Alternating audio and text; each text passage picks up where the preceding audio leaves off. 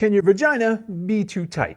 Jumping in as a gynecologist to say yes, asterisk, but it doesn't necessarily mean that there's something wrong with your body. And actually, Josh did a really good job. He was very sensitive with his answer to this question. The vagina is not a hollow tube that just goes straight up into your body. The walls are actually always a little bit collapsed. They're surrounded by muscles of your pelvic floor that are always on a little bit of tension. So what you feel as the width of the vagina is actually the muscle tone. But there's some conditions where the pelvic floor muscles are too tight. They basically seize up. So either when you try and have penetrative intercourse or put a tampon and you feel like you're hitting something, people say they feel like they're hitting a wall. There's a condition called vaginismus, which Josh talked about, which is where the muscles kind of involuntarily seize up when you try to put anything in the vagina.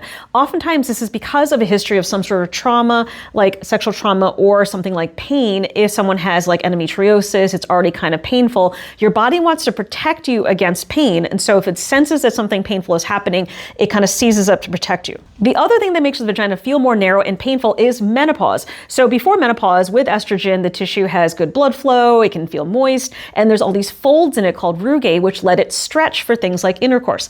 After menopause, with the estrogen lower over time, the tissue starts to change. It can get thinner, more delicate, and you start to lose these folds and the tissue gets kind of stretched tight. And over time, the actual vagina can be more narrow and even shortened. And a few other things can cause narrowing, like scar tissue from childbirth or radiation treatment for cancer like rectal or cervical cancer.